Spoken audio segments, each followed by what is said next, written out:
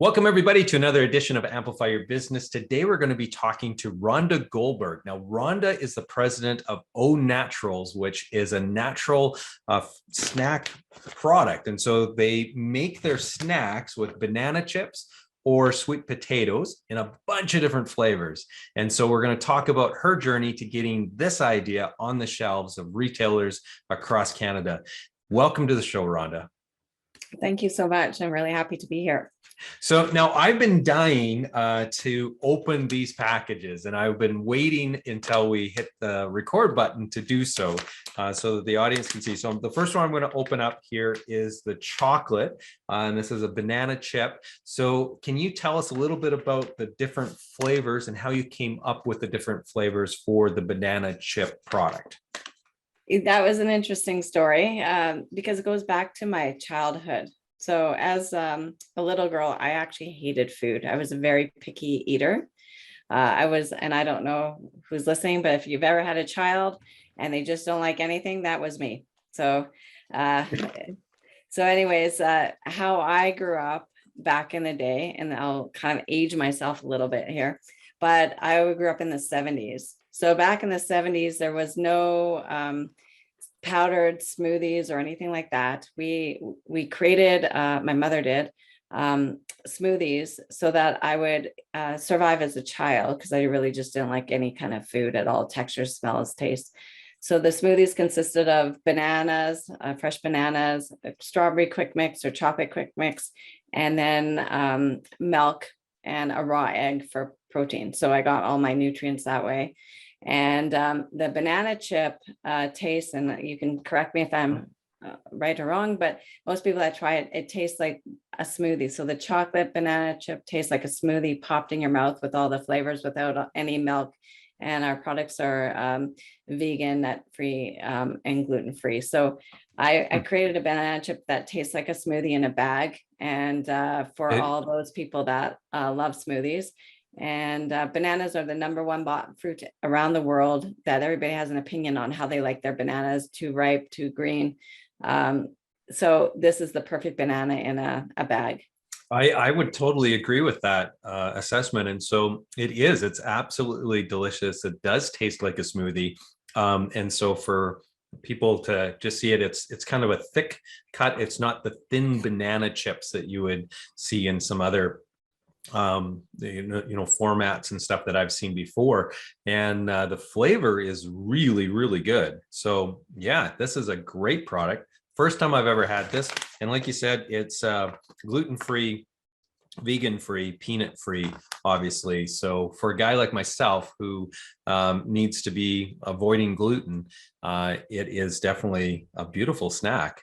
So I like that. Now, the next one I'm going to try and open up is the sweet potato fries. Now, the flavor that I'm going to do here is the chili lime. And so I know you have more flavors than that. So tell me the backstory behind your sweet potato fries. So my background, just to let you know, is I went to school for dietary, and I sit on the board at SATE, and I mentor the students. So when you look at your palates, you either like something sweet or you like something salty, or you can have a combination. So I want to bring out the salty format to our snack line. And also, when I was young, I used to go to McDonald's almost every day, because when I started to incorporate food, and when I say I wasn't eating very much, it was until about 7 or 8 years old. So I was very picky. So I liked French fries. So I created a French fry format in a bag. Sweet potatoes are healthier than a regular potato chip. And that's one of the top 10 healthiest vegetables that you can eat in a category. It's full of nutrition. And so I made a sweet potato fry. There's salt and pepper, mesquite barbecue, and chili lime to incorporate the flavors around the world. And the barbecue was the hardest one to make, because I'm a very picky barbecue person. So a chef says, if you make a great barbecue flavor, the rest of the flavors people are willing to try. Oh, interesting. Well, I can't wait to try that one as well. So, like I said, this is the chili lime, Yeah. and this is the shape of them. They look like actual French fries that you would get at McDonald's. Actually, they're very crunchy, so they have a really great crunch profile. The flavor isn't overwhelming. It has a little bit of that warm heat though to it from the chili for sure. And yeah, it's balanced nicely with the lime. So yeah, this is really great as well. So this is yeah, two incredible flavors, and I can't wait to try the other ones. I have the multi-pack or whatever you would call it, which has one of every one or a couple of every one. So I can't wait to get into the rest of them. So this is really good. So on this one here, same thing, gluten-free, peanut-free, vegan. And I know that you had mentioned that you've received the Universal Women's Network certification. Yeah, we have it's called Universal Women's Network, and we have a certification with that. We are women owned, women led. We also have another women's certification for the US as well. It's more Canadian. I'm very much supportive of women owned business because I know Yep. how hard it is to create a business in general. But for a woman, it's even more difficult. And I've traveled around the Yeah. world, and So one of the things though that is missing on here, but I saw on your website, is that you're certified women owned as well. yeah. Oh, yeah, and there you have On it on this, that. yeah, it's not on, you might have a bit older bag. We did a first product, like this is the first of the production with the women owned. I'm actually the very first in Canada to put this logo on my bag. Wow. Okay, so tell me what does that mean, and why it's so important for you to have that on the bag. We got certified last year, and I'm the very first one to have this on my bag. And I know this because I actually sit on the as a advisory board with the Universal Women's Network. So and in 2019, I actually won an award, and then I got involved in this group. So to me, this actually is very important because when women and men buy different products, they look for different symbols of what relates to them. So I'm all about the story of why. And when you tell people it's not just a Canadian business, but now it's a woman-owned business, I think it's really important we all support each other in this very difficult time. And I think we all need to know the story of the why. The why is a very big part of why I do different things. And I don't want to just be another product on a shelf. And for me, the why was very strong when I started this business. I lost my father, and it was basically incorporated in honor of our family, because he supported, obviously you heard about my picky eating, but it's more important about just teaching people that if you're going to buy a product, you should just know the story why, because there's different companies out there that have different agendas, and my agenda is very clear. We want to put a healthier choice product, a fun and functional product in a bag. We are Canadian, we're women owned, and we don't hide behind what's in our product, because Au Naturals, our name, also has a story to it, and it's 100% fruit and vegetable. We don't process our product and call it something else, like these puffed products that claim that they're vegetable, and they really have very little vegetable or fruit in them. So we just educate that way, and that's my background is dietary. So that to me is, you have to know what you're eating in order to live a healthy life. Yeah, well, and the ingredient list, as I'm looking at it, it's completely, I can read these words. Actually, I know what these words are, which is seldom in a packaged product. So yeah, that's beautiful, and I love the fact that you went with Au Naturals as the name, and that's the brand promise, really, right? And so it's all wrapped into the brand story, the brand promise, which is fantastic. So I really like that. Now, tell me a little bit about the early days. And so when you first started the company, normally with food products like this, there'd be a bunch of product development, selling it at farmers market, trying to get a sense as to what the market wants and so on. But excuse me, but I understand your approach was different than that. So can you walk me through how you started the company and how you basically got into the stores and that you jumped into right away? Yeah, my story was a little bit different than maybe somebody just starting out having a great idea. For me, I actually have a different company. Well, I had a company working with many other companies pioneering their brands to market. So I was more of a consultant or broker bringing many companies to market. And when I decided to do Au Naturals, it was really after losing a very close family member who was also struggling with food towards end of life. So really, Au Naturals is a story of a life in a bag, because I struggled at a very young age, and then towards, as you age, you're limited by your choices, and it's really not by choice. It's usually by a doctor saying you can't or you shouldn't. So when I started my company, I did do a lot of trade shows, a lot of tests at big women's shows, or just lots of shows as a test for the flavors. Once I got the recommendation of the public to say, this is my first choice, my second choice, and third choice. So that's why I did the natural banana, because natural is number one. Strawberry, everybody likes strawberry smoothies, and then chocolate, people like chocolate smoothies. So it's almost like a Napoleon of ice cream flavors. And you can also top our bananas with that, or banana chips on top of ice creams or yogurts and stuff like that. So for me, working on that level and working with chefs, I needed to create something that was a versatile product that you could not just eat it, but incorporate it into food products. And once I did my test market at these large trade shows of getting the flavor profiles, then I did a prototype bag and chose my customer that I wanted to work as a partnership. Now, partnership is really important to me, because you don't want just to be another product on the shelf. And Safeway was my very first customer at a very small trade show. I did trade shows to just, get the opinions of people. But I did invite the buyer of a Safeway to a very small gluten-free trade show back in the day.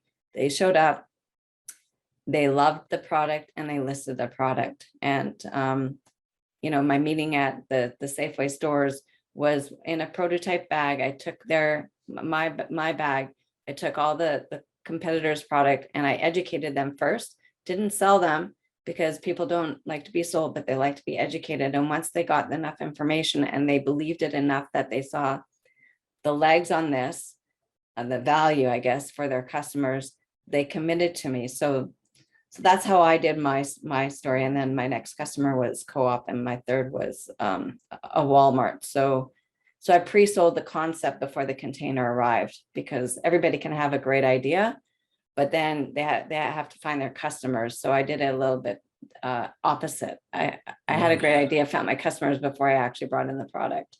Yeah, and I love that story, because there are so many food-oriented businesses that never feel even comfortable or confident after years of selling to farmers markets to go into then a retail store or into a Sobeys, a Safeway, or whoever, and actually try to get that meeting with the buyer, because I feel like, that's just too intimidating and so on.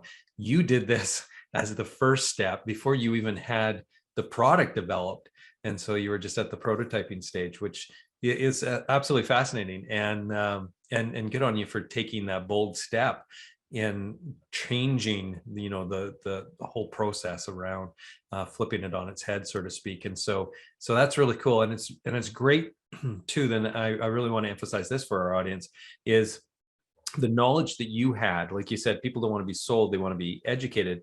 And so being a dietitian, you're able to come in and talk about that particular food category that you were competing within, and demonstrate really quickly through your knowledge just how you differentiate from everybody else in the marketplace.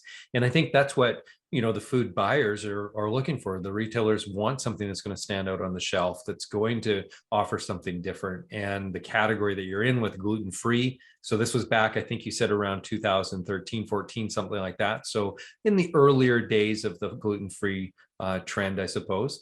And so you're offering a product in the category that was somewhat newer, and obviously growing at the time and continued to grow. And so, and then you had the knowledge and you had something that really stood out, that was different than everybody else. So yeah, that's really exciting. I love the approach that you took to it.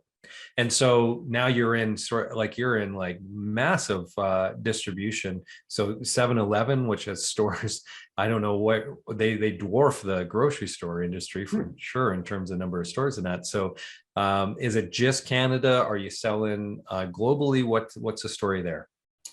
I do, yeah, I've sold, I do sell in Canada. I've sold to Costco Japan. So for me, I always have the vision of where I want to be, and then I go target where I need to be. So I've sold into Costco Japan, I've sold into Korea, but it's been like one-offs, it's not a consistent. And I've sold into the US market, into the TJX stores. I'm not there anymore, but so I've dabbled in different markets just to see where I can go. It's very competitive now. When I first started, it was less competitive. So now I have to really have the point of differentiation when I'm really talking about our product. But at least, you know, I don't have to sell the category anymore. It's the buyer's already sold. So now you have to just know what your dot is, I guess, on what are you going to be, how are you going to be different than somebody else, knowing that the category is saturated. So, I mean, I have a great story with my 7-Eleven story.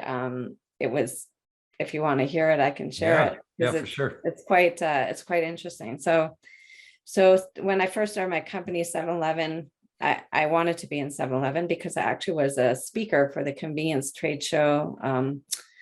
Years back, I did a presentation on More Than Milk. I was one of their speakers where all the convenience stores would come in and listen. Anyway, so I thought if I could get into 7-Eleven, it was one of those things. If I could get here, then maybe I could get somewhere else. So to me, when you sell to a convenience store, there's very small square footage, so it's very difficult. So you have to prove yourself, and it has to rotate. So it's even harder to sell to them versus a grocery store. And they usually look at your EC Nelson stat report. So I remember the buyer asking me about, they said, well, do you have EC Nelson stats? I said, no. I said, did Veggie Sticks have EC Nelson stats when they first started? And the buyer thought I was like a little bit cuckoo. But anyways, he says, well, I buy like basically known products and proven products. And it was very short meeting because he wasn't that interested, and just basically said to me, well, we've sold banana chips in the past, they didn't really do very well, and that was pretty much our end of our meeting. Years later, I continued so pursuing people is like, I don't give up on many things, but for me it became a bit of a challenge, like, could I do this? And so every year I'd send a Christmas card or touch base or see if there's another buyer. And then I think it was like 7 years later, well, it's recently, right before the COVID hit, really, that it was 2019, I sent them a Christmas card, and they basically said, somebody got back to me, which I didn't know who the person was, and it said that they were from 7-Eleven on an email. I thought it was actually spam. I thought this was a joke, because I thought, no, well, they're not really interested in me because of my meeting many years ago.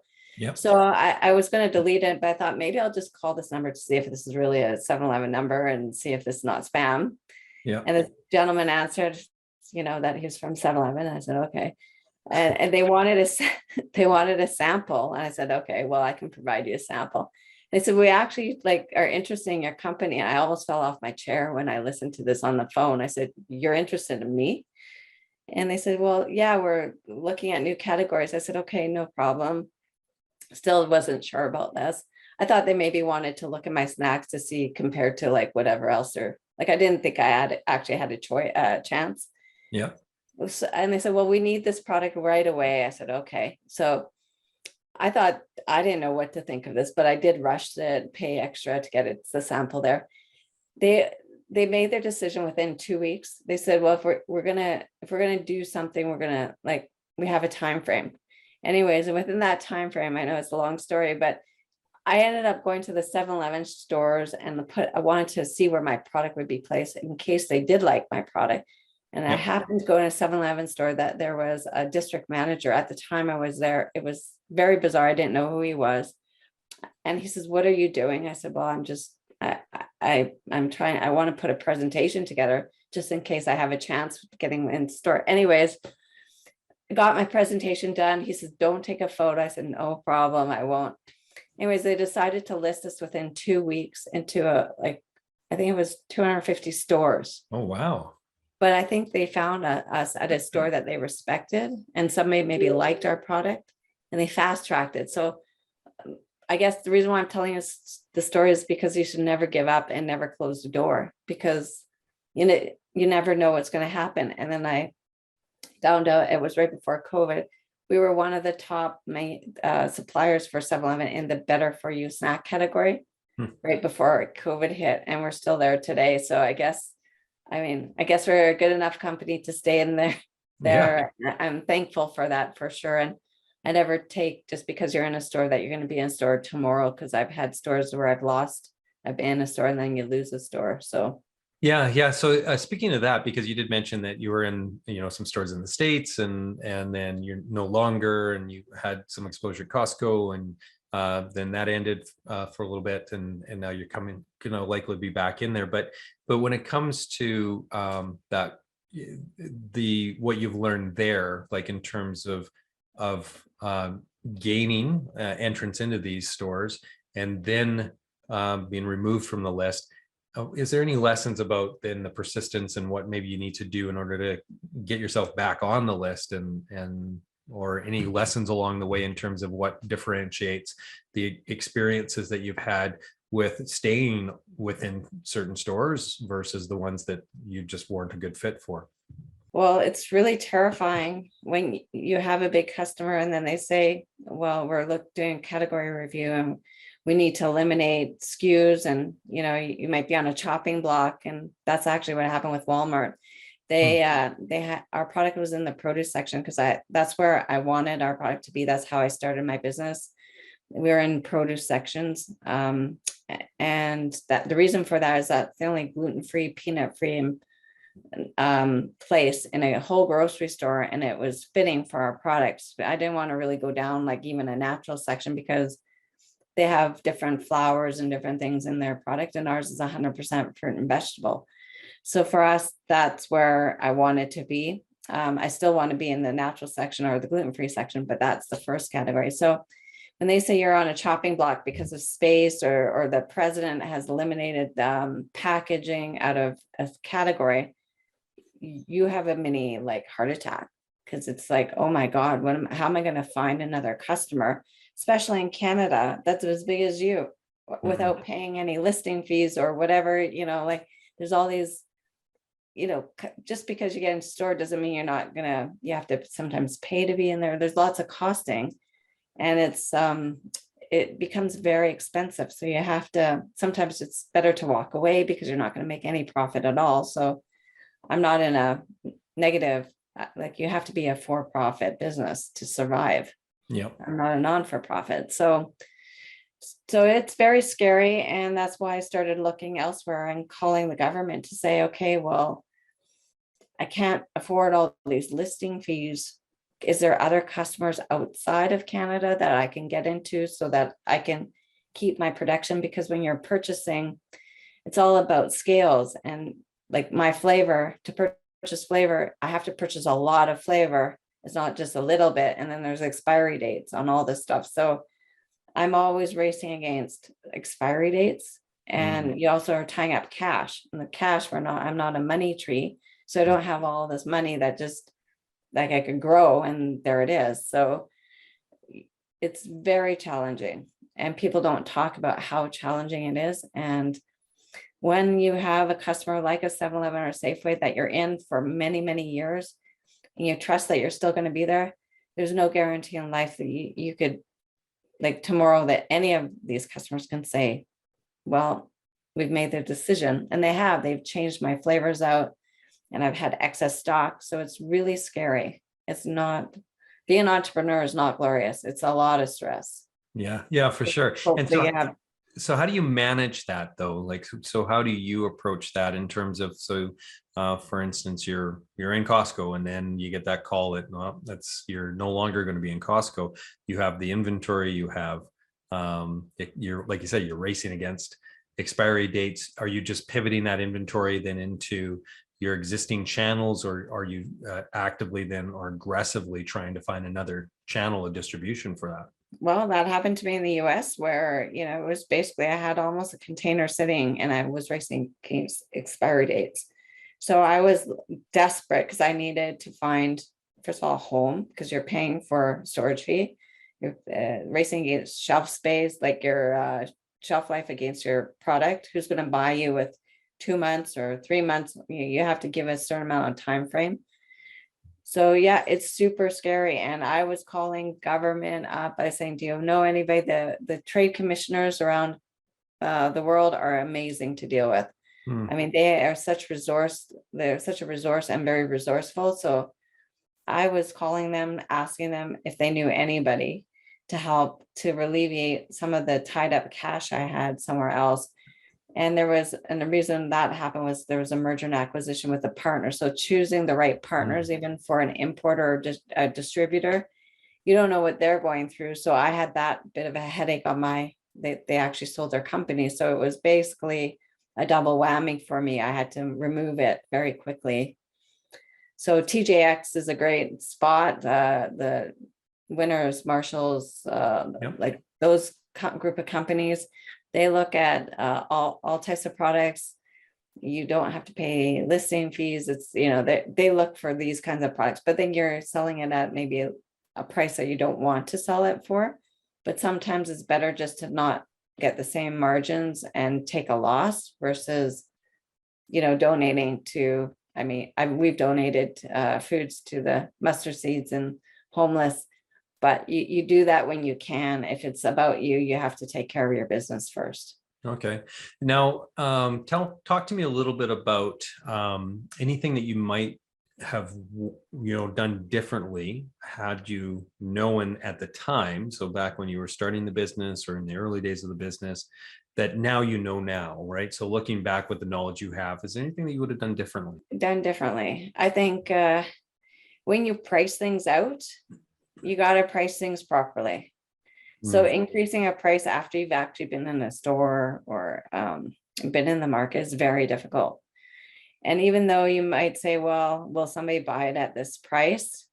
You have to cover off all your costs obviously, I don't know when people are going to watch this or hear this, but right now, as of today, with the gas prices the way they are, it's unbelievable. Everything's going up. And unless you have that cushion, nobody knows what tomorrow's going to bring or today's going to bring. So first of all, you have to price that you can actually have a cushion in place.